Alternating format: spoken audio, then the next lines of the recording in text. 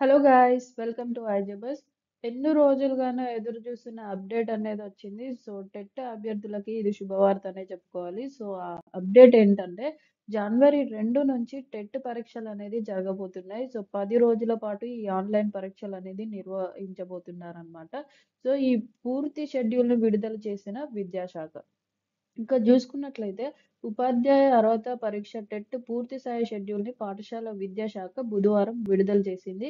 గతంలో ప్రకటించినట్లుగా జనవరి 1 నుంచి కాకుండా జనవరి 2వ తేదీ నుంచి 20వ తేదీ మధ్య మొత్తం 10 రోజుల పాటు ఈ పరీక్ష జరుగుతాయని ప్రకటించింది. సో జనవరి 2, 5, 8, 9, 10, 11, 12, 18 ఆ తర్వాత 19, 20 తేదీల్లో పరీక్షలు నిర్వహిస్తారంట. ఆ తర్వాత ఆ